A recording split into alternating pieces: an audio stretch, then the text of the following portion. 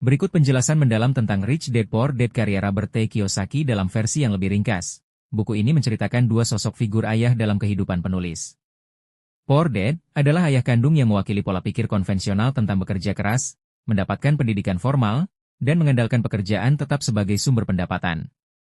Sedangkan Rich Dad, ayah teman penulis, mengajarkan prinsip-prinsip kewirausahaan dan investasi untuk mencapai kebebasan finansial. Perbedaan mendasar ini membentuk inti pesan buku, yang menekankan pentingnya mengubah cara pandang terhadap uang dan kekayaan.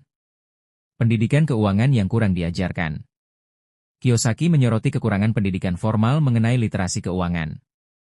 Menurutnya, sekolah biasanya mengajarkan cara menjadi karyawan yang baik, tapi tidak memberikan pemahaman mendalam tentang bagaimana uang bekerja. Ia mengajak pembaca untuk secara aktif belajar mengelola uang melalui pengetahuan di luar kurikulum tradisional, agar mampu menciptakan dan mengelola kekayaan. Pola pikir dan cara mengelola uang. Buku ini menekankan perbedaan mendasar antara cara pandang, Poor Dad, dan Rich Dad. Sementara, Poor Dad lebih fokus pada stabilitas kerja dan gaji tetap, Rich Dad mengajarkan untuk mencari dan menciptakan peluang investasi, menumbuhkan aset, serta mengembangkan sumber pendapatan pasif.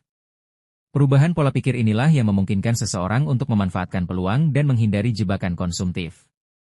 Konsep aset dan kewajiban. Salah satu konsep inti yang diperkenalkan adalah pentingnya membedakan antara aset dan kewajiban. Aset adalah sesuatu yang menghasilkan pendapatan atau dapat meningkatkan kekayaan, seperti investasi di properti, saham, atau bisnis. Sementara kewajiban adalah pengeluaran yang menyedot uang, seperti cicilan dan pengeluaran rutin yang tidak memberikan nilai tambah.